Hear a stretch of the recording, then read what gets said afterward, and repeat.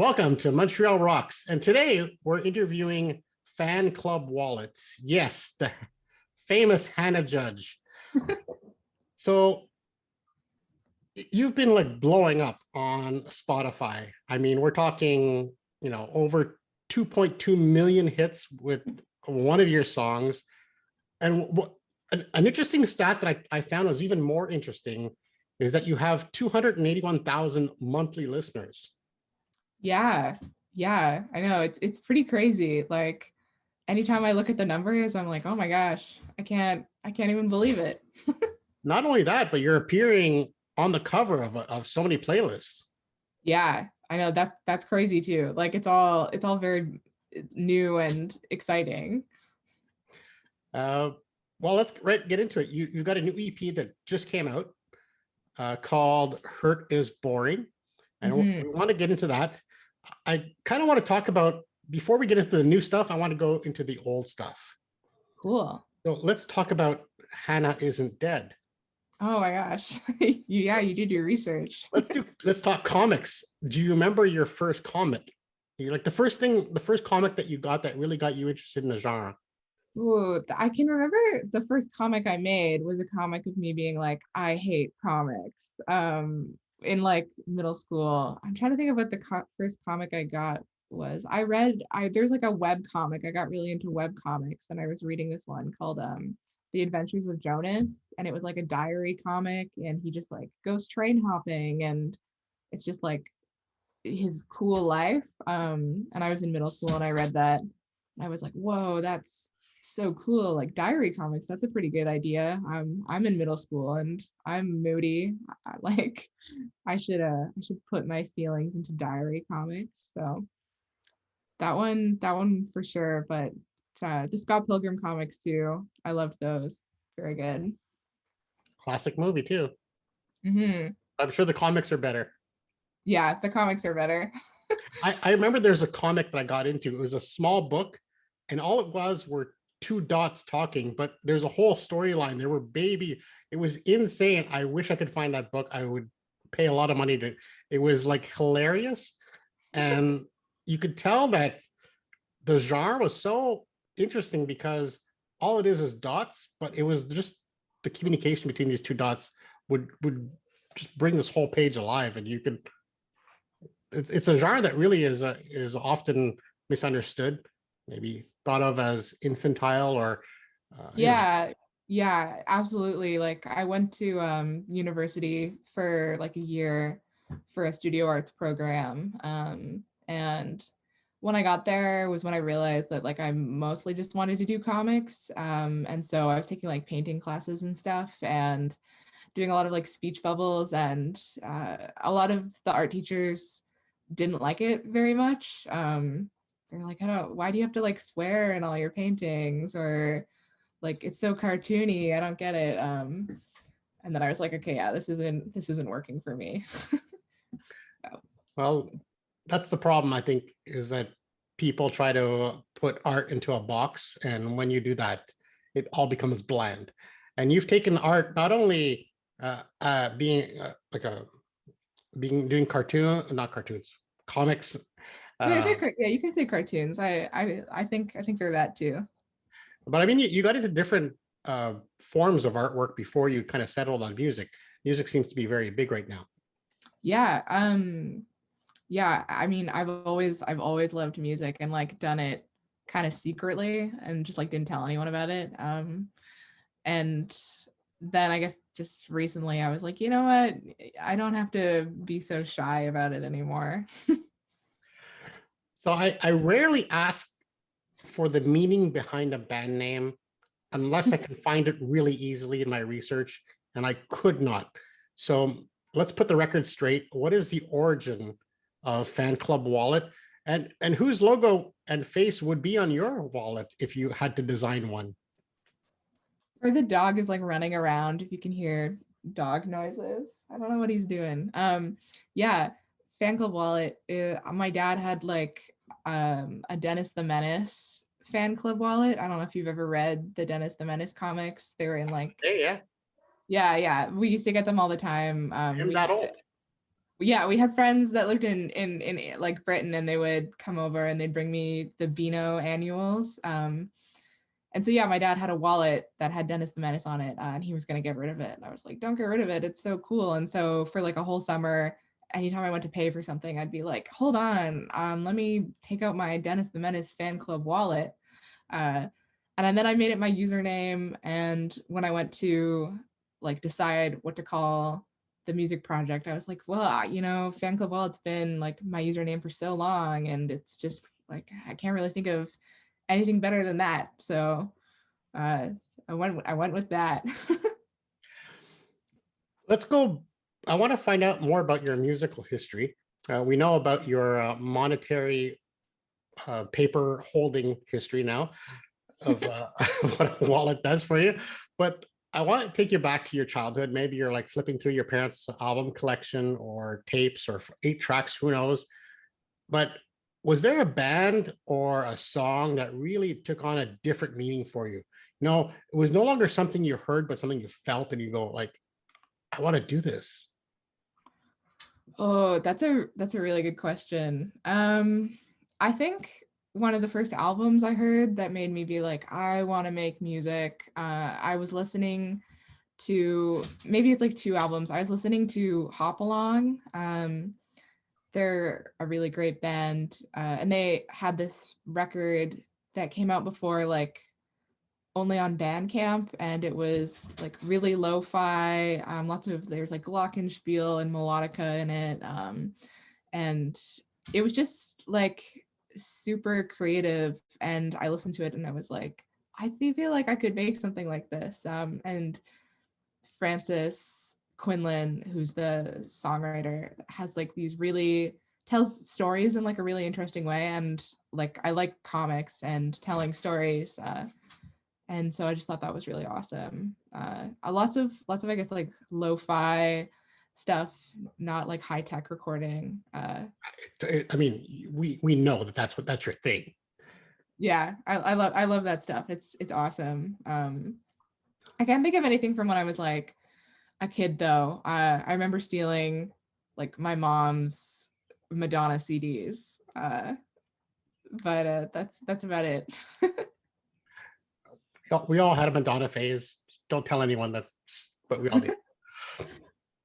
Your first Instagram post, you're sporting a Tintin sweater. I call it Tintin because I'm French. Yeah. Okay. Can't think of In the that. hospital. Uh, and you're no stranger to physical pain. You have Crohn's disease. You've talked about it in a couple posts.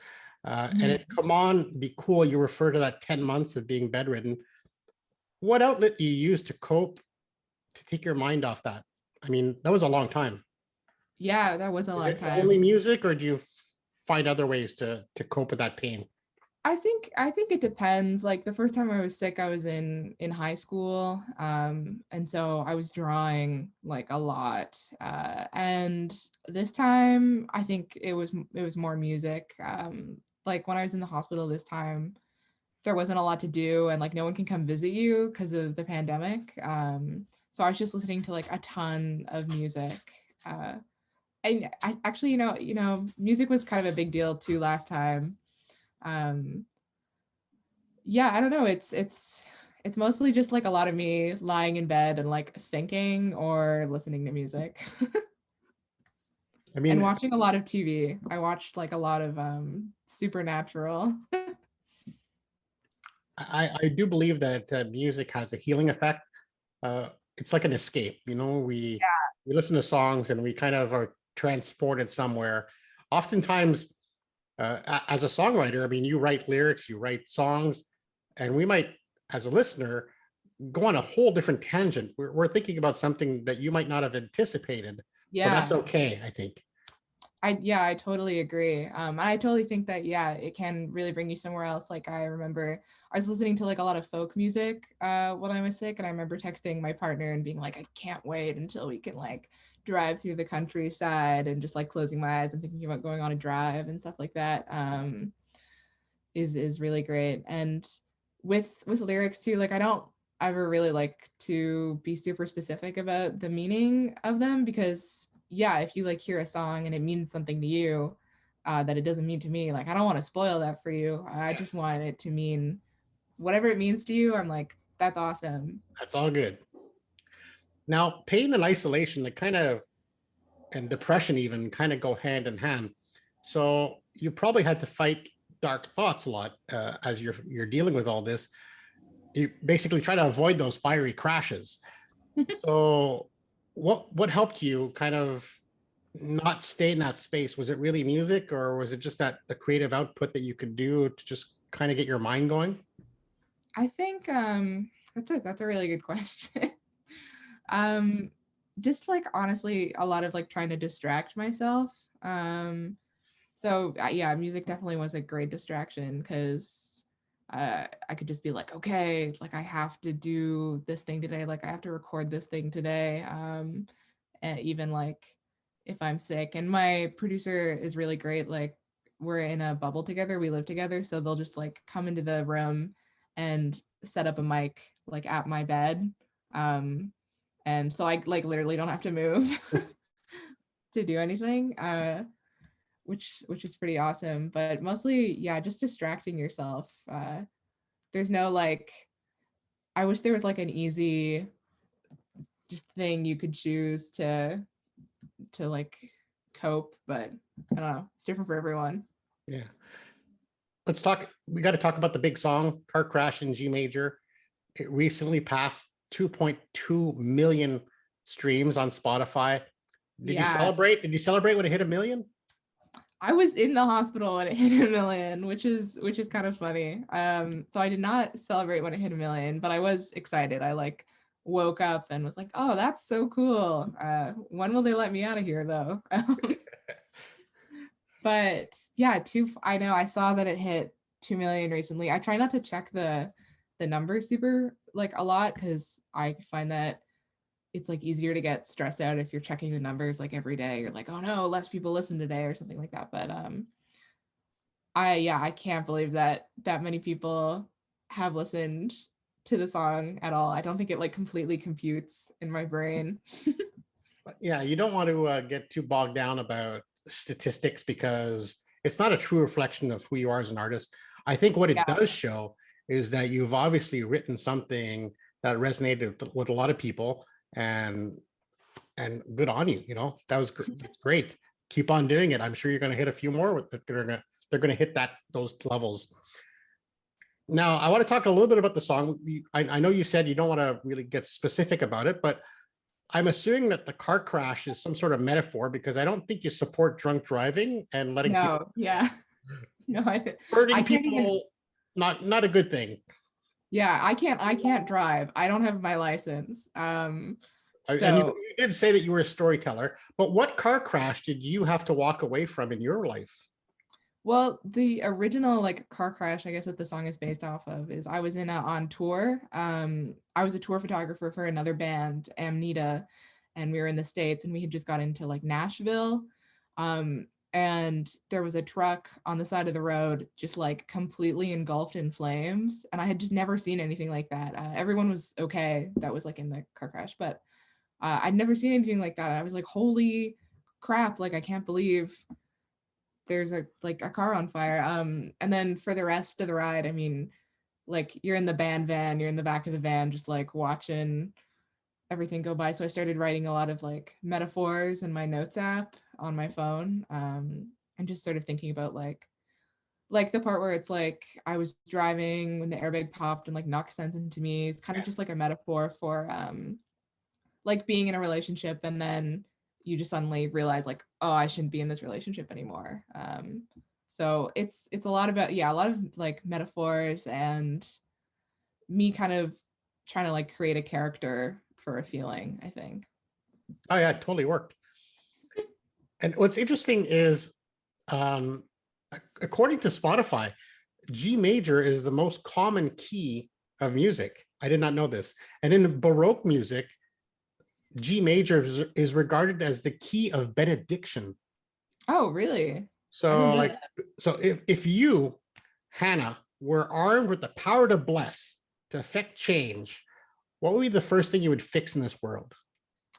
Oh, that's such a good question.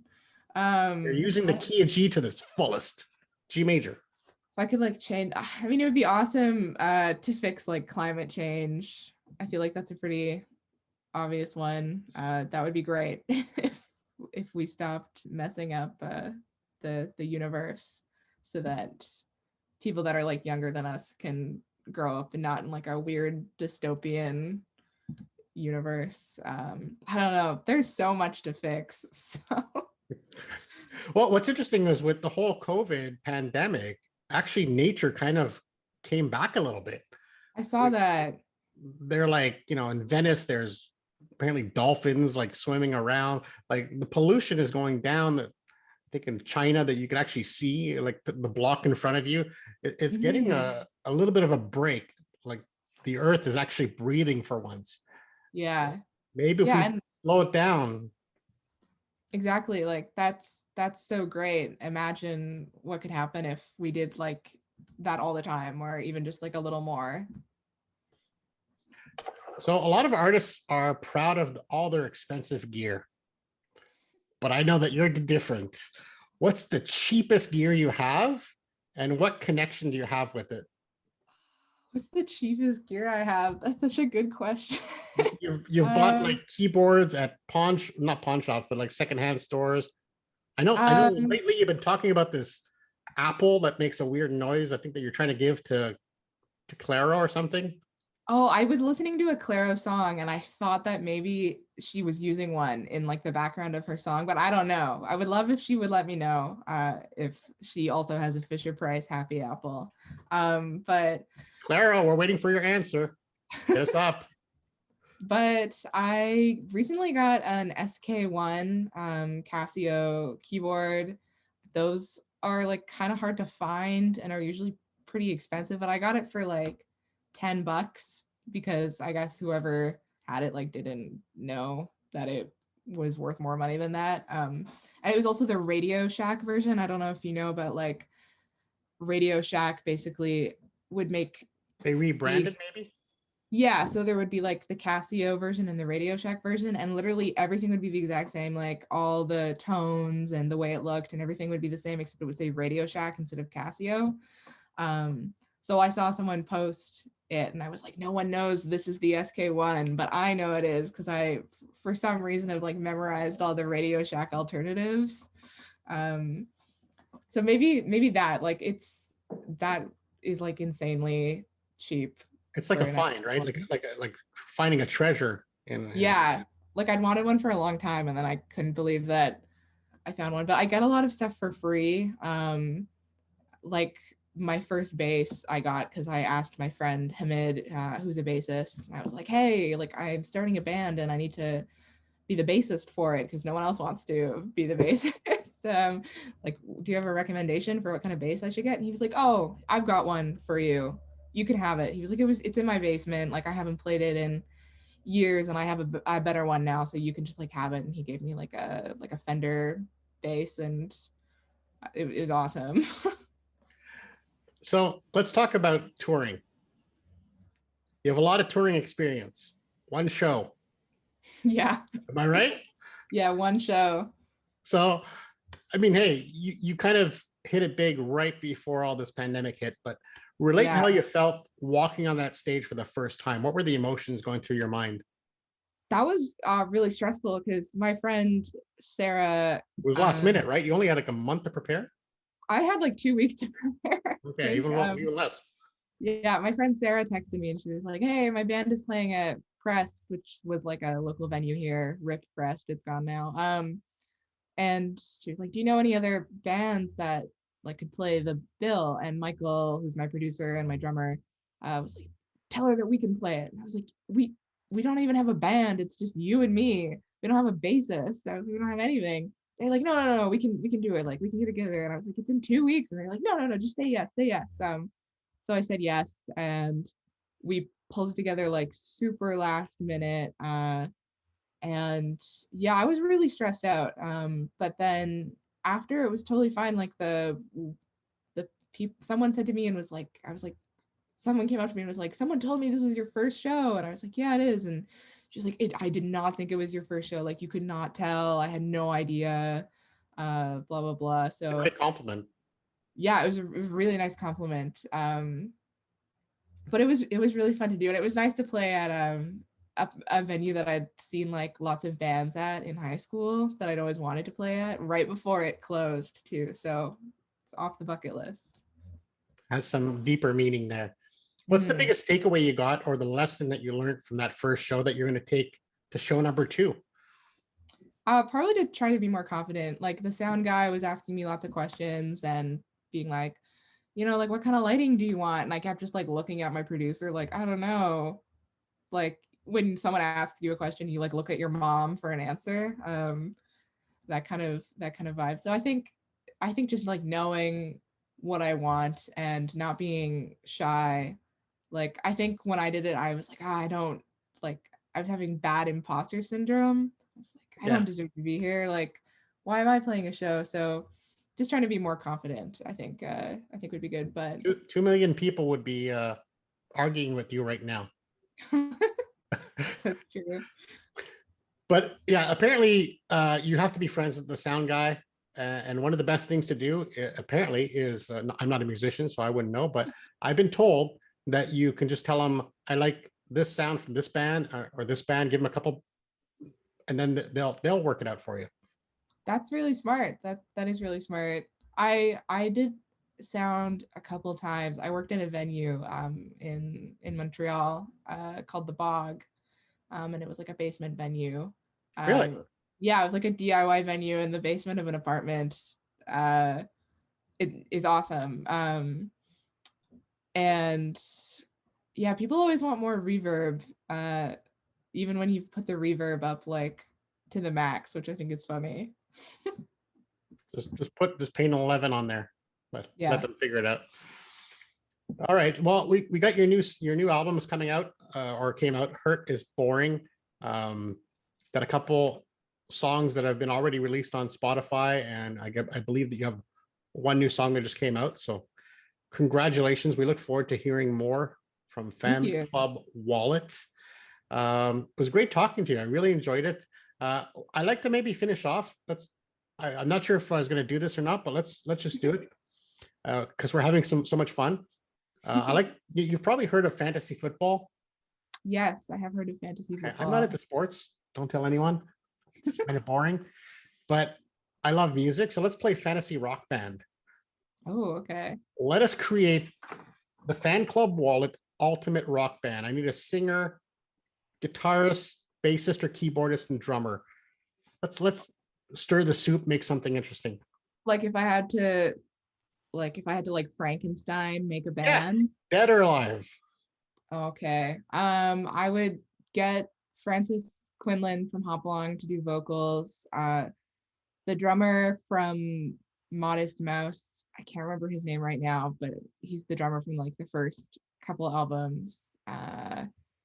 Bassist, I'd get uh, Kim from the Pixies Ooh, to play bass. Or maybe like Tina from the Talking Heads. That would be cool too. And what you said, like keyboardist, I can't think of any. I can't think of anyone that plays the keyboard. I think we just And need guitarist, I believe, damn, okay, guitarists. I should know more guitarists. This is like hurting my brain. Uh, the or only one I can whatever think of, other crazy you want the Fisher Price Apple. That's fine too. I can only think of Saint Vincent as a guitarist right now, but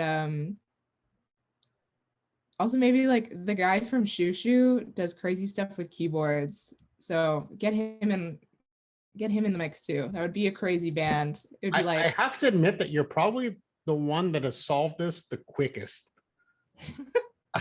I get a lot of pauses and awkward silence while people think, but you seem to have these people on the top of your mind. So you've I'm thinking, obviously yeah, trying to think of like people I've seen live and what is like blown me away. And then just picking members of those bands. but what I like is it tells us a little bit about what your influences are without asking what your influences are, because that's the most boring question in the world. But it does show me a little bit where you're coming from and the stuff that you're into. And and the sound that you're making. And you're obviously hitting the right note because it's getting a lot of attention. And we're looking forward to this album coming out, this EP. I know I'm going to get a cassette. There's cassettes available on Bandcamp. Just go to Bandcamp, look up Fan Club Wallets. They're $10, totally worth it. The cassettes are coming back.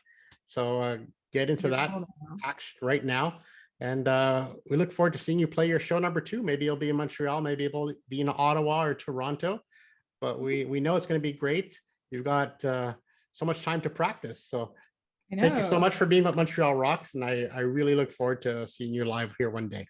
Yeah, thank you. Thank you so much for having me.